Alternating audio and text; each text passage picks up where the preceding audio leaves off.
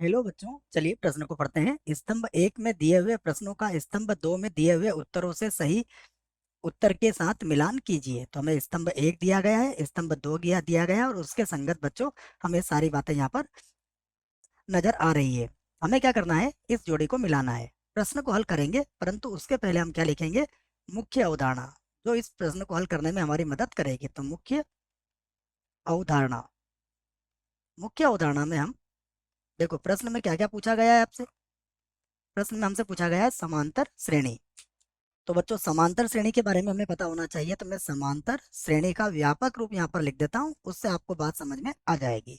समांतर श्रेणी का व्यापक रूप में कैसे लिखते हैं हम इसको, ए प्लस डी, ए प्लस 2D, और इसी प्रकार आप इसको आगे लिख सकते हो। ये समांतर श्रेणी होती है जिसके अंदर दो पदों के मध्य, क्रमागत दो पदों के मध्य जब भी आप अंतर लोगे बराबर मिलेगा, यह अचर होगा।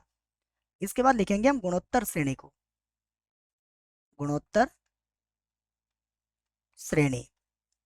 गुणोत्तर श्रेणी क्या होती है, ए आर, ए आर की घात 2, और इसी प्रकार आप इसके पदों को लिख सकते हो। गुणोत्तर श्रेणी में बच्चों दो क्रमागत पदों का अनुपात सदैव क्या होगा, बराबर होगा। जैसे दूसरे पद में पहले पद का भाग लगाओ, चाहे तीसरे पद में दूसरे पद का भाग लगाओ, ये बराबर आएगा। अब हम एक एक करके जांच करते हैं। सबसे पहले पहले विकल्प की हम यहाँ से जांच करते हैं। तो पहला जो विकल्प है या पहला जो हमें स्तंभ में दिया गया है बच्चों, उसको मैं हल कर लेता हूँ। देखो क्या दिया गया है, ये दिया गया है 4 1 1/4 1/16। 4 1 1/4 1/16, यह मुझे दिया गया है। तो आप देख सकते हो कि यहाँ यदि मैंने दूसरे पद को पहले पद से भाग लगाया, अर्थात 1/4, तो ये बराबर आएगा जब मैं तीसरे पद को पहले पद से भाग लगाऊंगा। अर्थात यदि मैं 1/4 को 1 से भाग लगाऊंगा तो कितना आएगा, 1/4 ही आएगा।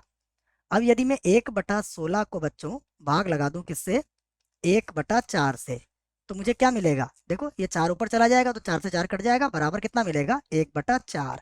इसका मतलब क्या हुआ कि ये जो है हमारे पास क्या है, गुणोत्तर श्रेणी है। तो हम लिख सकते हैं कि अतः अतः 4 1 1/4 1/16, ये क्या है, गुणोत्तर श्रेणी में है। तो ये चारों ही क्या है, गुणोत्तर श्रेणी में है। अर्थात ए के लिए हमारा सही विकल्प, सही स्तंभ क्या होगा, देखो इसको ढूंढ लेते हैं। तो ए के लिए हम किसका चुनाव करेंगे बच्चों, गुणोत्तर श्रेणी को। तो ये तो ए के लिए आ गया। अब मैं बी देखता हूँ, 2 3 5 7, ठीक है, इसको हल कर लेते हैं बी को, जिसमें लिखा गया है 2 3 5 7, ये लिखा गया है। यहाँ देखो बच्चों, सबसे पहले मैं 3 और 2 का अंतर लेता हूँ, यह अनुपात ले लीजिए आप। तो 3/2 5/3 ये बराबर नहीं होते हैं, इसका मतलब ये गुणोत्तर श्रेणी नहीं होगी। अब आप अंतर लेके देख लीजिए, 3 में से अगर आपने 2 घटाया, 3 में से 2 घटाया तो कितना मिलेगा आपको, 1। अगर आपने 5 में से 3 घटाया तो आपको कितना मिलेगा, 2। तो देखो ये अंतर भी बराबर नहीं आ रहा है। इसका मतलब ये हुआ कि न तो ये समांतर श्रेणी है और न ही ये गुणोत्तर श्रेणी है। तो हम कह सकते हैं कि अतः अतः 2 3 5 7, ये क्या है, अनुक्रम है, अनुक्रम है। और कैसा अनुक्रम है वो भी समझ लीजिए आप। इस अनुक्रम में अगर आप ध्यान से देखोगे बच्चों, तो यहाँ पर देखो पहले 2 है, 2 के बाद कितना पद आ रहा है, 3 आ रहा है, 3 के बाद कितना आ रहा है, 7 आ रहा है। तो इस प्रकार से अगर हम इसको लिखते हैं तो ये अनुक्रम कहलाता है। ठीक है, जो न तो समांतर श्रेणी होगा और न ही गुणोत्तर श्रेणी होगा। हाँ ये जरूर है कि आप समांतर श्रेणी या गुणोत्तर श्रेणी अनुक्रम से ही बनते हैं बच्चों, ठीक है, तो उनको अनुक्रम कह सकते हैं आप। लेकिन अनुक्रम, अगर हमें कोई सारे अनुक्रम गुणोत्तर श्रेणी या समांतर श्रेणी हो, यह आवश्यक नहीं है, इस बात को समझिएगा आप। अब हम चलते हैं सी की तरफ। इसका मतलब मैं पहले बी का मिलान कर देता हूँ, देखो। तो ये जो होगा ये तो क्या है बच्चों, अनुक्रम है। इसका अर्थ ये हुआ कि बी का तो उत्तर हमारा 2 आ जाएगा। अब हम इसे देखते हैं, 13 8, इसको सी को देख लेते हैं बच्चों, क्या है ये, 13 8, 13 कॉमा है 8, उसके बाद है 3, और 3 के बाद कितना है, -2 -7, -2 -7। तो देखिए यहाँ पर अगर मैं 8 में से 13 घटाता हूँ बच्चों, 8 में से मैंने कितने घटाए, 13 घटाए, तो मुझे कितना मिलेगा, -5 मिलेगा। अगर मैंने 3 में से 8 घटाया तो मुझे कितना मिलेगा, माइनस का 5 मिलेगा।